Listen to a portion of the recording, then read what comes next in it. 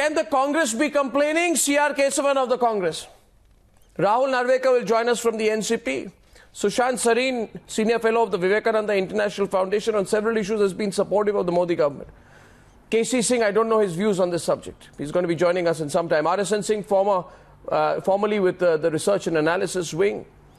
General G.D. Bakshi and Maroof Raza completing our panel this evening. There's too much complaining going on, KC Singh. Okay, so KC Singh, let me start with you since I don't know your position. You think the Congress party is right in complaining about what happened today? Arnab, I've been seeing this place since about 7-8 years of my last 7-8 years of my service, and now 6-7 years after retirement. So I've seen NDA 1 firsthand, saw UPA 1, UPA 2 after retirement, and now NDA 2. Right. They've both been taken for a ride. It is not each one, when in government, have tried to engage Pakistan, have been hoodwinked, have re-engaged, hoodwinked again, and then, you know, when they were in opposition, they said the opposite. So I think we need a consensus amongst the two major parties of this country that you're dealing with a difficult neighbor, you're dealing with an elected Prime Minister on the other side who may or may not do, may or may not be able to do, may or may not be willing to do whatever he commits himself to. So therefore, nobody is here who is blameless. Nobody can say that he's been cleverer than anyone else. I think today's statement again has loose elements in it. There is nothing in it that commits Pakistan to providing voice samples. It simply says, discuss ways and means to expedite. That is so loose that, having dealt with the anti-terror mechanism from 2006, I held the first 2 meetings as Additional Secretary, and I know how Pakistan slipped out of any commitment that they gave us. What was announced by Musharraf and Prime Minister in Havana turned out to be quite different when I went to Islamabad. Because they said, no, we have to settle the norms and conditions under which we discuss. I said, it's at the highest level. The terror mechanism has been set up. And then when the team came to Delhi, they restarted with the same question. So you can take a horse to the water. You can't make him drink. Okay. From the other side tonight, I think RSN Singh has a contrary view, if I'm not mistaken. RSN Singh, this is nothing. We've been fooled and led up the garden path once again. This is no breakthrough, says KC Singh. RSN Singh. No, I'll get into the specifics of the joint statement and thrash it out, you know, point by point. But let me make a very provocative statement here, which I did when I appeared on Times Now after the Samjhauta blast had taken place, and when this, you know, Colonel Purohit was blamed. You can check up from your records from Times Now.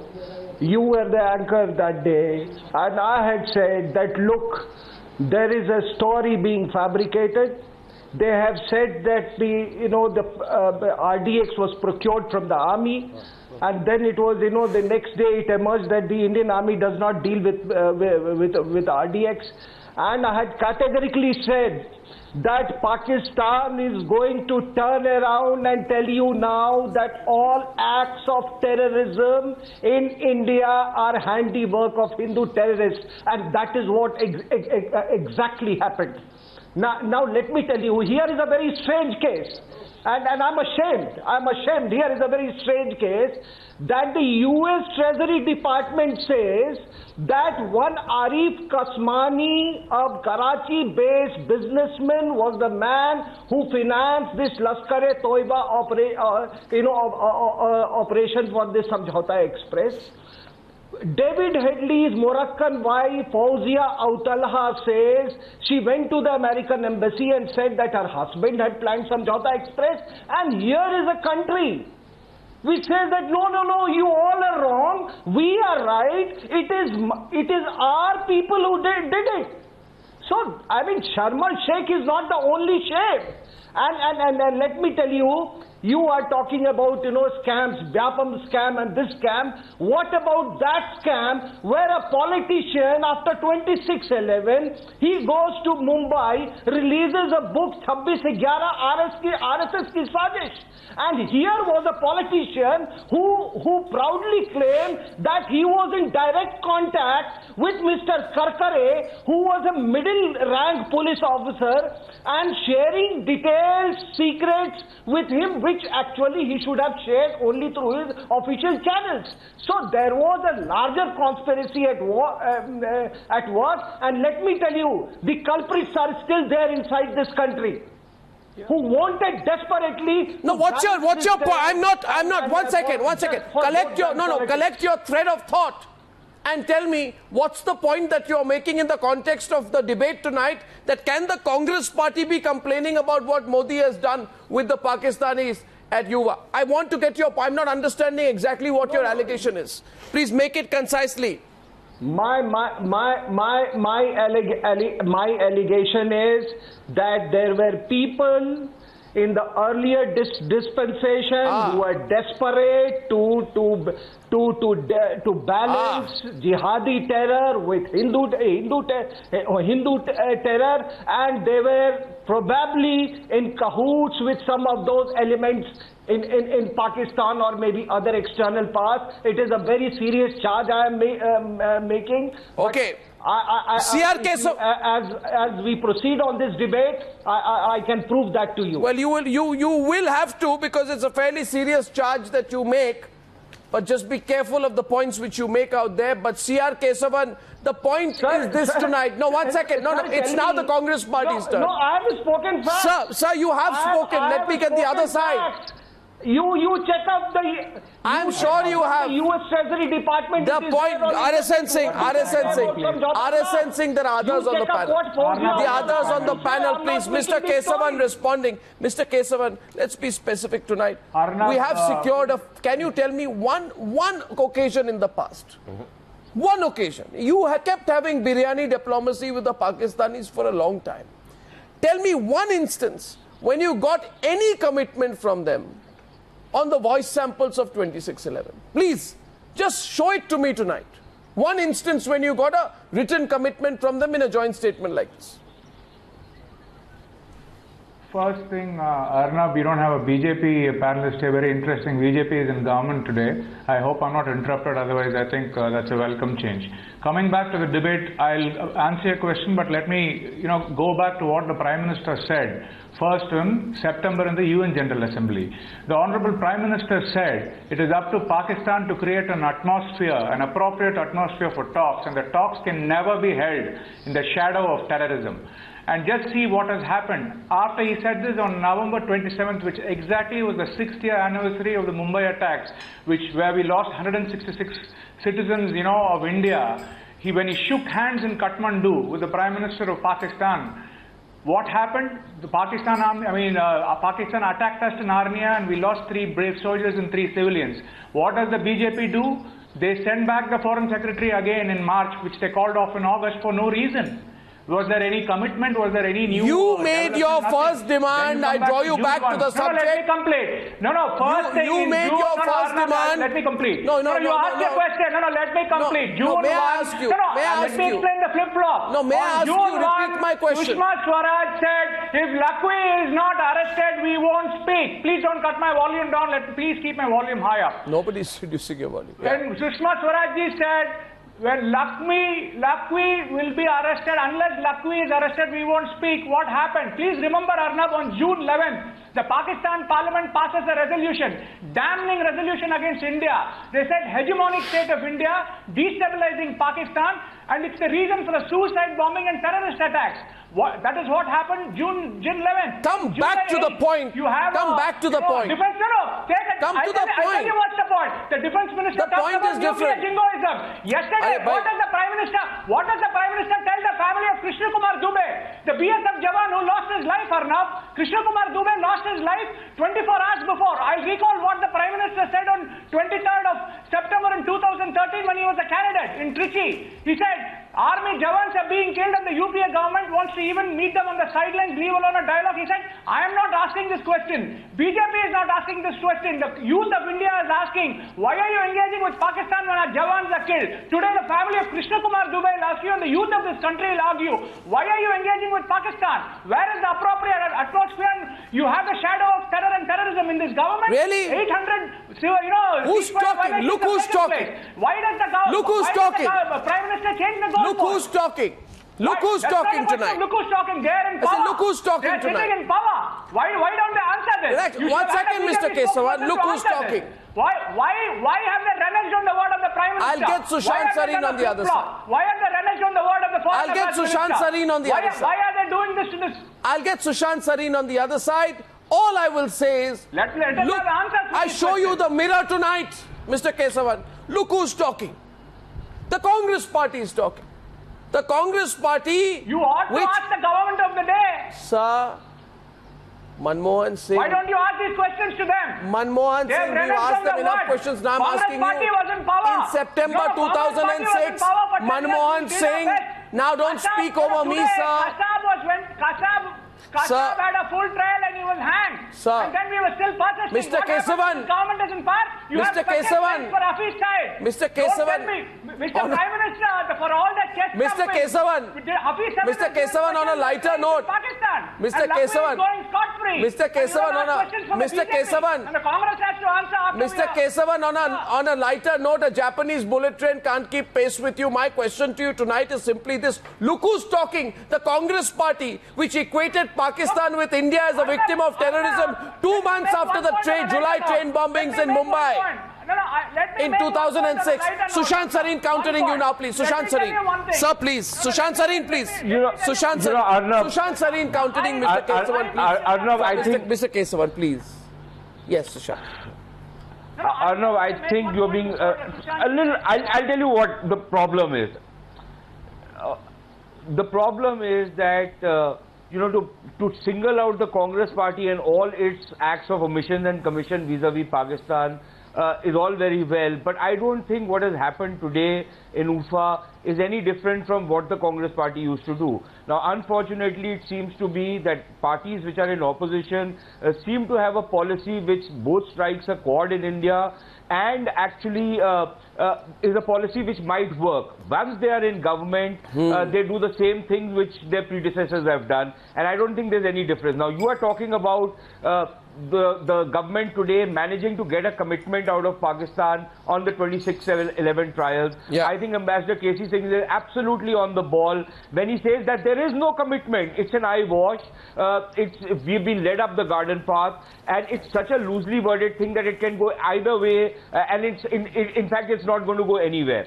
Remember one thing, that the BJP government, the last NDA government, in fact, in 2004, managed to get an unambiguous commitment from Pakistan that they will not let their territory be used for any kind of terrorism against India or anybody else. That's right. That was completely unambiguous.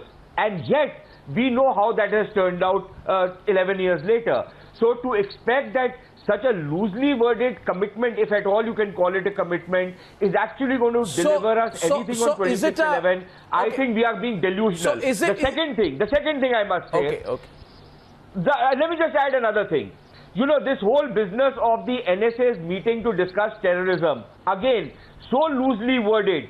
We have no definition of, regardless of what MJ Akbar said, that the Pakistanis have accepted our definition of terrorism. I think that's again an eyewash. There is no such definition from the Pakistani side, and the trajectory, the way I see this, the talks between the two NSAs proceed is that while we will talk about the terrorism that the Pakistanis have actually been imposing upon us, the Pakistanis will start raising, this red flag of the so-called or the alleged Indian involvement in Karachi and in various other places, to which they have not offered a shred of evidence. But this will be a tutu meme between the two sides. It will be descend into chaos, and nothing is going to come out of it. So I then why? Think at the end of the day, my question there is why? no real mechanism. No, I understand. Change which has happened from what has happened in the past. My question then is why? Why have we? Why have we? No, what? Is our diplomatic establishment not smart enough to see through this? Maroof, can I just get Maroof and GD Bakshi into it? I'll get everyone in and then we'll open up the debate. Maroof, why have we fallen in for this? What is being sent by Sushant, Sareen?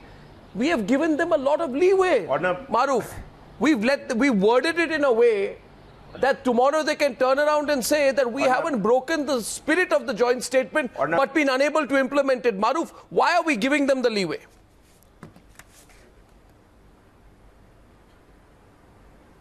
Arnab, I can attribute 3 reasons for this. The first is that I've been given to understand by some very important overseas journalists and some senior journalists in India who've had the chance to interact with Mr. Modi, and they feel that Mr. Modi genuinely wants to move forward in a relationship with Nawaz Sharif. Nawaz Sharif perhaps also wants to do that, but he is far more restricted and constrained than Mr. Modi is. Sushant is laughing the fact at that Mr. Modi has a reasonably large parliamentary majority. I'm just coming to that. I'm giving you 3 reasons why this has probably happened. So somewhere down the line, Modi thinks that he, like Vajpayee, can really restart the peace process and get kudos for it. I don't know how much merit there is in that thought, but I personally don't buy that. I don't buy that. Maroof, why did it take 1 second? Why did it take? Let Casey counter you. One second. Yes, why did it take Prime Minister 14 months to come to that conclusion? No, can I ask Maroof a question, please? Yeah, go ahead, Mr. K.C. Singh, sir. The reason... Maroof, I don't think... I'm not defending the BJP or the government. Arnab, sir, please let me speak. May I just say... Mr. Sareen, just let me give you... Arnab asked me a question. Can I give you the answers? Yeah. And then we can get into a debate? Yeah. Will you allow me to give you 3? Yeah. Three interpretations. Absolutely. The one is, I've been told by very serious people who have interviewed Mr. Modi to say that he actually wants to move forward. Now, why he wants to do that, I don't get into his mind. I don't read his mind. I'm just telling you this could be a motivation. The second reason to me is that there could be external pressure on this government that you have to keep some kind of a dialogue going. What external pressure? The third could be that the Modi government feels like so many others in the past, including the UPA government, and there is a strong constituency, and Mr. K.C. Singh, I would like you to deny this, that there is a strong constituency in South Bloc which actually believes that engaging and talking to Pakistan is India's only option. But Maroof, my personal view is even not talking to Pakistan is an option till Pakistan falls in line. So therefore, I feel personally that this government still hasn't got... Maroof, I personally feel now I get Sushant that this government hasn't got a consistent policy. Yeah. It doesn't have a consistent policy on Pakistan, and it is testing the waters to see what works. Okay. And it's a kind of hit and try game because Pakistan remains a mystery, even to the United States, which has engaged it for decades. Now, Maroof, I'd let Sushant come in. I just remember that when I interviewed Mr. Modi, just on the eve of the election results, I asked him this issue, and he said very clearly, he told me, and we'll remember this, Sushant, he said, bam banduk aur barood ke beech mein baatcheet kya ho sakti hai? That was Sushant said in his point of view. He won't be cajoled into this. Is there external pressure? Ban banduk or pistol, he said. Let me just... I think what Maroof has laid out is probably has an element of truth, and perhaps those were 3 things which were working. I'll add a 4th, but later on. I think the problem is that when Modi government came into power, there was an expectation from many of the people in this country that perhaps now that old way of doing things for the last 70 years will change, and there will be a new template of how to deal with Pakistan. Clearly, this template is the same old template, because when you say that Mr. Modi thinks that he can actually do business or wants to reach out to Nawaz Sharif and do business with him, that is no different from what Mr. Vajpayee tried, or what Manmohan Singh tried, or what the previous 14 Prime Ministers tried. So this guy is no different from his predecessors, number 1. Number 2, external pressures have always operated, whether on both India and Pakistan to some extent. They operate operated in the case of Mr. Vajpayee, they operated in the case of Mr. Manmohan Singh, and certainly they're probably operating even now. And I think there is some kind of a carrot which is also being Rahul given, Narvekar. and there have been some revelations on that. And no, finally, the very fact, on this whole business of engaging Pakistan, I think this is the definition of insanity. We have been engaging Pakistan for the last 70 years with nothing to show for it. So the point is that if you are going to keep repeating the same thing over and over again and expect that this time around you will get a different result when nothing on the ground has changed, in fact the situation has regressed, I think then you are either being delusional or being plain silly. Now you can look at it through a tooth comb and you can say, oh, but there's no mention of Kashmir, that's a big win for India.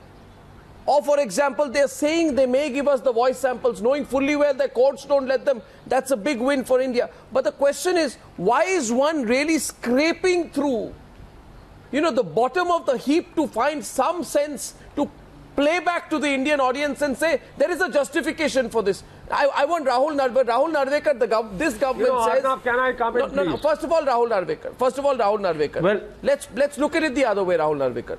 The UPA government... The UPA government made a demand for voice samples in 2012. It followed it up in 2010, 11, 12. It got nothing. The Modi government says we've got something. Don't complain about what we've got, and especially those people who did nothing but biryani diplomacy for 10 years. Rahul Narvekar.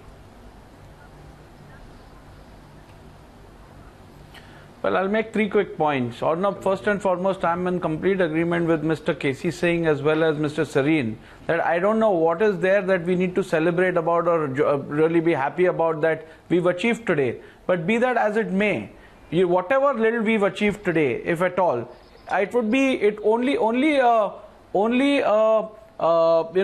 biased commentator or a motivated commentator would give the credit for this to a one-day program of any government. This is the persuasive efforts of the last government, because of which we are seeing what Pakistan is committing today. It's not happened overnight.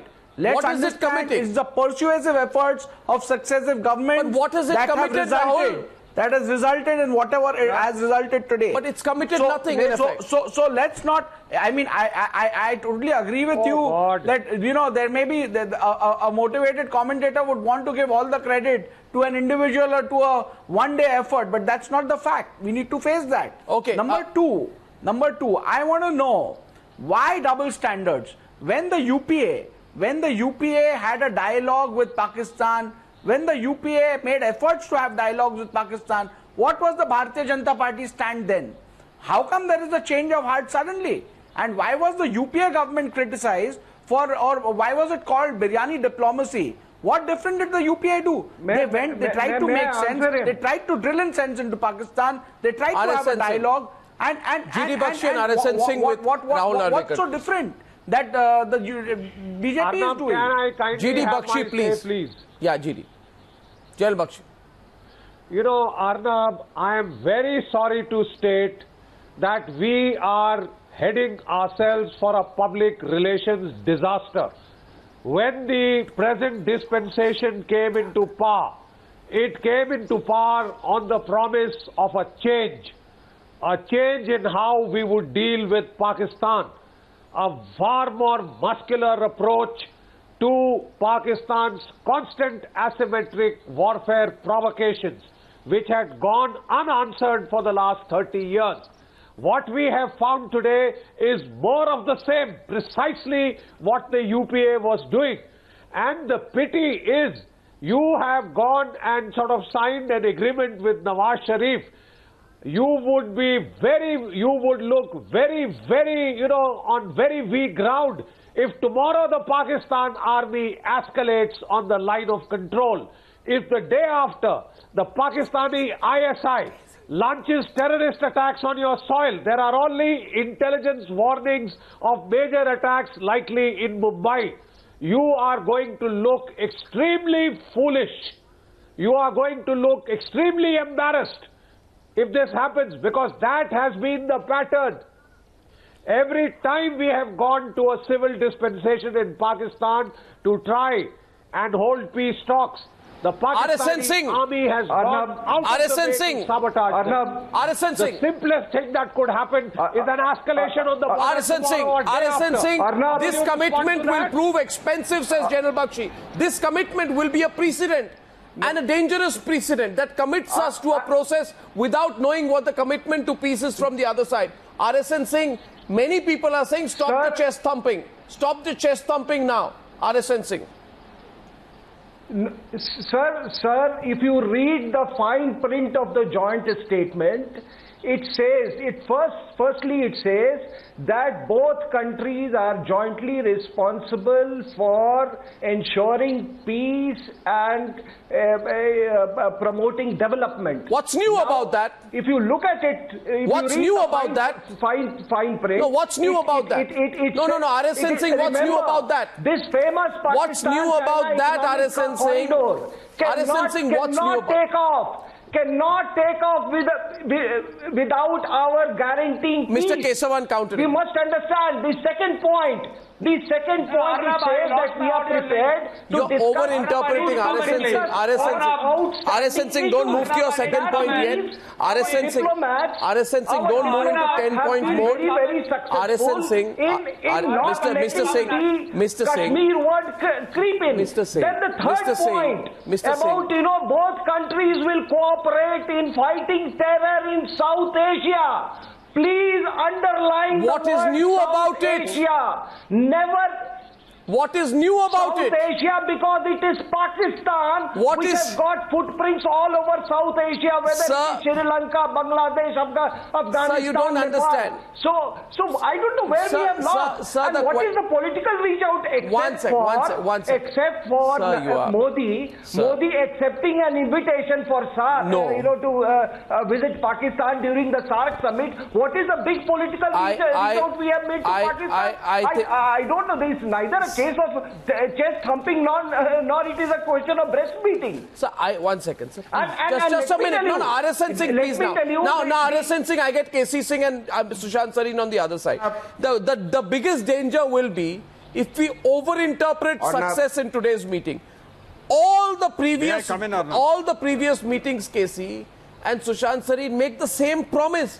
I don't know why RSN Singh believes something which has been said today has not been said before. KC Singh, Maroof, I'll come to you after that. KC. Arnab, let me just read 2 lines and tell you where they are from later. Just a minute. Both countries undertook to abjure conflict and confrontation which had marred relations in the past and to work towards the establishment of durable peace, friendship and cooperation. Right. Dated July 2, 1972 Simla Agreement. Is it any different? There have always been agreements on working together for peace and stambability. Sushant Sareen, there's nothing. I mean, I think Ambassador KC Singh has hit the nail on the head. Given away. Sushant Sareen.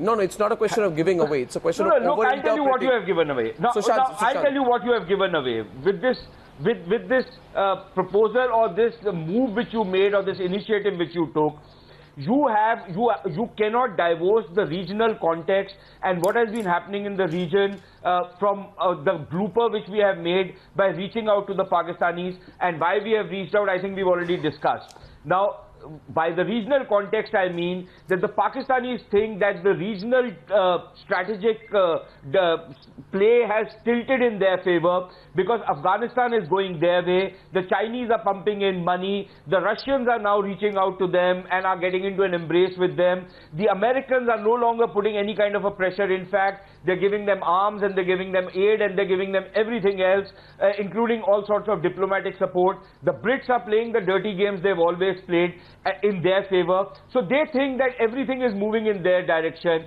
So India is now on the defensive. In such a strategic context, when you start reaching out to the Pakistanis and ask them for a meeting, you have to be a Punjabi to know how the Punjabi will operate on this case. And he will think, oh, this guy is now under me, now let me take advantage of this. They've been gracious enough in this statement, but wait and see that advantage they will take because they see you now on the defensive, and that is the worst kind of signaling you can do while you are dealing with the Pakistanis. I think that is the big blooper we have made. We should have held out. If there was pressure from the Americans or whoever else in the world, I think we should have had this pushback where we should have said, okay, fine, we are willing to reach out to the parks, but can you get these 3 or 4 small things out of them? If you can't do this much for us and you are only going to give us post-dated checks on something which will never come to fruition, then what is the point of us going out on a limb for these guys, damaging our political equity and damaging our strategic equity? Arnab, no, watch. Okay, GD Bakshi. Arnab, can I come in? Yeah, GD Bakshi and then Maroof, yeah. Mr. Sareen, Arnab. Okay, Maroof, Raza, please. Maroof first, please. Maroof. Other than what Maroof, please. Maroof. Sushant said. Yeah, quickly.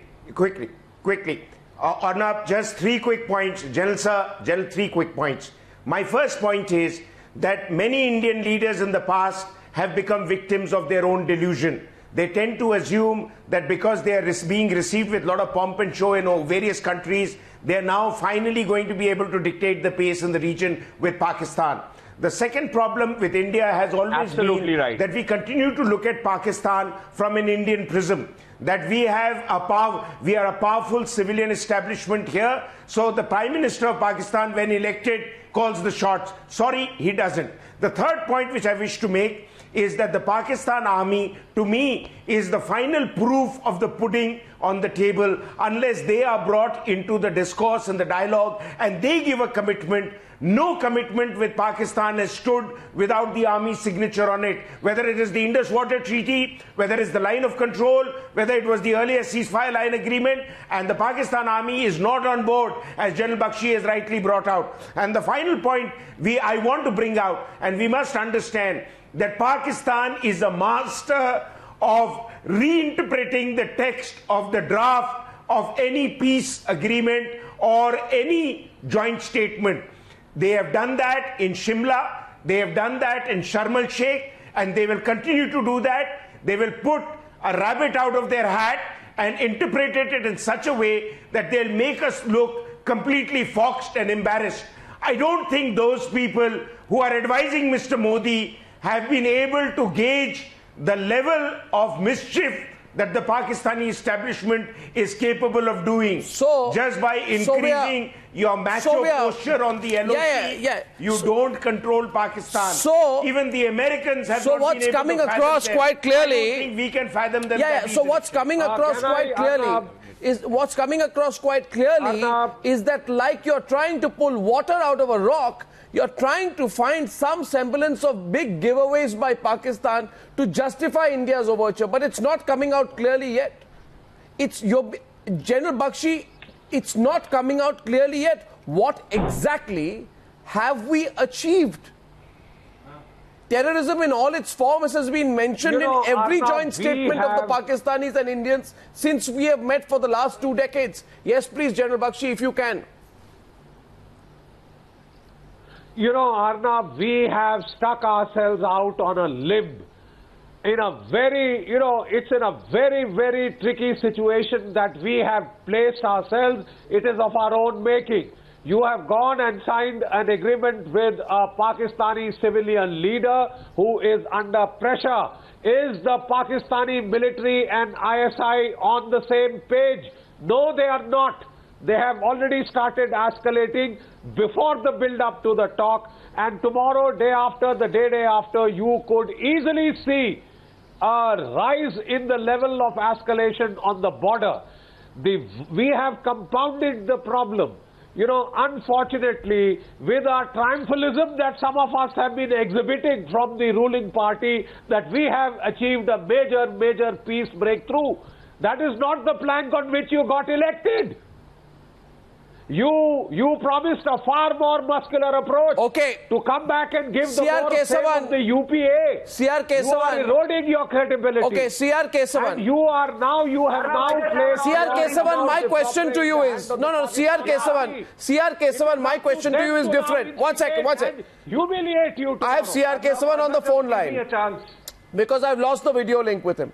My only question to you, CR Kesavan, you've developed this muscularity, Mr. Kesavan, after coming into the opposition. I'm not getting into that. My only question... We can talk about the 56-inch chest, Arnab. Mr. Kesavan, 1 minute. My question to you is, tell me what the BJP Modi has done, what the BJP government has done, which the Congress has not done. I'll tell you what the BJP government has done. Not done. Which you've not done. Please don't interrupt me. I've already lost a lot of time on the show. I request others. That's because of weather, sir, not because of conspiracy. Yeah. Kindly hear me out. I only have an audio link. I can't see you. Sure. Go Let me tell you this, Arnab. Everybody was giving an external factors, but there is also a local internal political factor which has compelled the BJP to hype this. This is a classic way of distracting and using a red herring from all the scams, whether it's Vyapam or Sushma Swaraj or Vasundhara Raje, the whole country of their hype. It's a normal meeting. There's nothing, new here compared to what happened in Havana or the foreign ministers meet in September 28, 2012. There is nothing here. Even senior foreign experts have, attested to that who are sitting here. This is a classic red herring where they're trying to distract, deviate and deflect the attention from all the scams they have by hyping this, and in the process they're hurting this country because they are conceding ground. The Prime Minister has gone back on his word. I'm telling you again, nobody's coming back to that. There were two yardsticks. There were the talisman was appropriate atmosphere, which is not there. I think and the second one was, conflict and terrorism free, environment, which is not there. Mr. Kesavan, you didn't answer my question on what they have done, which you've not done. That's all right. You have your right to put your point of view. But I find tonight that among many panelists who otherwise, like Sushant Sareen, for example, otherwise has been fairly supportive in the past of what he thought would be the muscular foreign policy of this government, or G.D. Bakshi, for example, or even Maroof Raza, I find a shifting position, and I find tonight that they are themselves confounded with the details of what has happened out there. We'll see the fine print, KC Singh, in times to come. But it appears to me tonight that there is a little bit of trepidation in several circles, even those who've been supportive of the government, of what exactly we have gained out of making the commitment, especially that our Prime Minister will go to Islamabad next year. We've committed, therefore, KC, for a long term. It's not a 1 month, 2 month commitment we've done. You're absolutely correct. And you see, the way I see the statement, I'm not opposed to the statement per se, but this is a face saver, a way to enable the government to resume some kind of a relationship at a higher level with Pakistan, and to enable Prime Minister to go there. It's per se not bad, but let's not befool ourselves by saying that it's a great success or a milestone. It is basically a face saver, loosely worded. Nawaz Sharif can go and tell his country, I've used the same language same language as in the Simla Agreement, which says all outstanding differences and issues. No, but this is exactly which means Kashmir, and we can come back here and say, look, we are going to get 2611 taken care of. Whereas neither may be correct, but I think there's enough space in the vagueness for both to take away something. No, but I was looking back at February 2012, Rahul Narvekar. It'll shock you. You were in the government. At that time, so inconsistent was the UPA's position on the talks, again Kesavan won't like it, that the Pakistani foreign minister at that point of time said, quote, India, which talked to us about breaking their relationship with us, which talked about turning their back on us 2 days ago, has approached us and said, we want to sit and talk to you. We want to resume our relationship with you. It appears to me between 2012 and 2015, all I get is a sense of deja vu. Arnab, let me comment on this again. No, Mr. Kesavan, don't be touchy on this. Arnab, Mr. Kesavan, don't be touchy on this. Rahul Narvekar, please, after that. Yeah. Arnab, you need to realize. Yeah. You need to realize that the efforts of the UPA were always to get a breakthrough with regards to the issue of terrorism. May that be by way of dialogue, may that be by way of confrontation or otherwise. But without having a dialogue, without giving dialogue an opportunity, it was definitely not possible to explore any other options. And while we were doing that, what was the conduct and what was the approach of the BJP? The BJP had heavily criticized it. Okay, Mr. Kesavan, wrapping up after this. Wrapping up last 3 minutes. Guaranteeing the nation that after what they've done today, there is not going to be a single attack, a terrorist attack in India. I'm only repeating that what they've said now, what they said then, seems to be a deja vu of the position. Arnab, can I make a point? Mr. Kesavan, please. Closing after this. I just want to make one point, Arnab. Yes. I just want to make one point. Make your point. The Congress party and the UPA government were not against dialogue. It was on what setting some lot conditions and what deliverables the dialogue was on. Here they have completely reneged on what they have promised. And the problem with the BJP is they never practice restraint. Their rhetoric is far cut away from reality. Sushant Sareen. Look at what a union minister like Arnab, the dialogue at Pakistan. You have another minister like Giriraj. Arnab, the dialogue at political level was cancelled because there was a cyclic pattern that after every visit, this is the way. So all these political visits were. There is a lot of doubt over the way in which the BJP has suddenly conceded ground and gone to talks with Pakistan. There is no doubt about that. Their position till the last month was completely different. I don't know what has compelled the BJP, whether political considerations or otherwise. And they have ministers who are being spewing venom. Diplomacy is about tact. Diplomacy is about, diplomacy is about taking things with restraint. The BJP has never done that. And now they come back after all the saber rattling and the jingoism. And they want to go back and say, with the whole condition not being changed and the ground reality the same, they say we'll go and have okay, gentlemen, I think there's something Mr. And let me, I don't know what face the Prime Minister will have. Mr. Kesavan, you may not be proud. No, Mr. Kesavan, I have one thing to say to you. Mr. Kesavan, I have just one thing to say to you. You may not be proud of what you've done in foreign policy in the past, but please don't be so touchy. Yes, Mr. Sushant Sareen.